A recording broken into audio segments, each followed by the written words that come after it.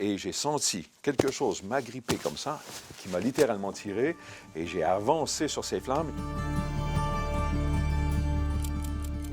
Nous sommes en 1997, je suis à Iberville, tout près de Saint-Jean-sur-Richelieu, sur la rive sud de Montréal, et je fais une rencontre extraordinaire avec un Amérindien qui s'appelle Guy. Et lui nous a guidés dans une séance de sudation où on était justement un groupe. On a fait une séance de sudation qui a duré 4 heures. Nous sommes tout près d'une rivière, dans la nature. Je me souviens de la météo à ce moment-là. Il faisait très, très froid. On profitait des flammes pour se réchauffer. Chaque demi-heure, je pense qu'ils ajoutaient des pierres rouges, là. On versait de l'eau là-dessus. Et là, c'était une séance de méditation. On a vu plein de trucs là-dedans. Tout ça, c'était la préparation à la marche sur le feu. La marche sur le feu, c'est assez impressionnant à faire quand même. Nous sommes là, tous en groupe, à taper du tambour amérindien et on se prépare à marcher sur ces braises rouges. C'est environ 5 mètres de long.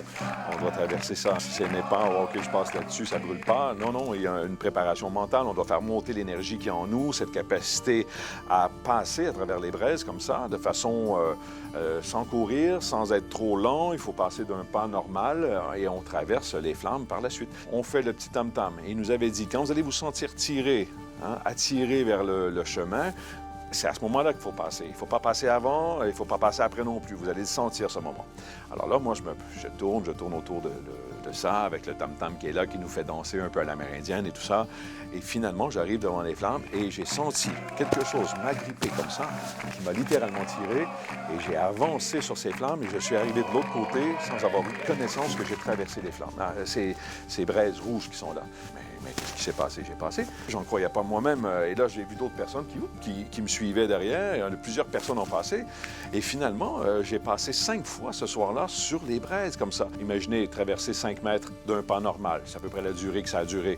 Mais pour moi, c'était une fraction de seconde. Quand tu commences et quand tu sors de l'autre côté, tu n'as aucune connaissance du temps. Alors, pour marcher sur le feu, il faut être dans un état, on pourrait dire second. Et tout se met en place avec le tam-tam qui est là. Et la petite danse amérindienne, l'effet du groupe aussi qui est là. On rentre en transe. C'est une technique que je connais bien avec l'hypnose en soi. J'aide les gens à rentrer en transe, à descendre les vibrations du cerveau, justement, à 13 Hertz. Et je crois que c'est ce qui s'est passé. Lorsque je suis passé sur ces braises, on était dans un état second. On était en transe. Il y a aussi la foi qui est là. On croit qu'on va réussir à le faire sans se faire brûler et on le traverse, le chemin. Lorsque nous sommes prêts, notre subconscient nous envoie le signal. Allez, vas-y. Et c'est ce qui sent qu'on se sent attiré. Mais c'est nous, en nous-mêmes, qui se donnons le signal que, OK, t'es prêt à y aller.